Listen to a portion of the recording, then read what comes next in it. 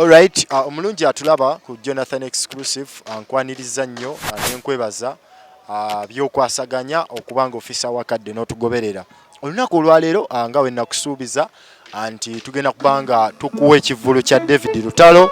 Era olunaku olwaleero ndi lugogo akadde kano we nkutegereza ebigambo bino ndi lugogo ng'ekivvulu ky'omuyimbi kya lunaku lwankya olwokutaano ng'ennaku z'omwezi 29.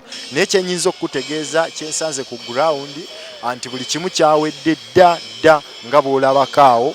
Buli kimu kyawedde dda, abayimbi backup artists ab'omuyimbi bazze dda,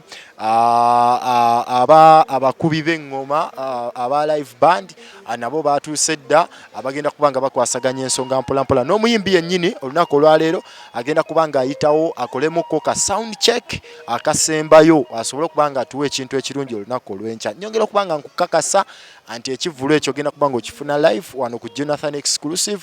Kyolina okukola kiri kimu, subscribinga, otegeeze atannaba kubanga subscribinga akikole kubanga byonna ebyakabi tugenda kubanga tubikuwa olunaku olw'enkya. So byebyo yembeera ye update gyenyinza okubanga nkuleetera akadde kano naddala ku kiri elugogo wano wennyini. Toweerabira badde ne Uncle Sech, President wa Masaka City, yali ku kamera The Mix Media YouTube channel. Ajja kuba naye omunoonyaako yali ku kamera okubanga atuweereza ekifaananyi ekirungi. Bingi tukyabireeta kakkanira wamu ensonga tukyazikuleetera ddala.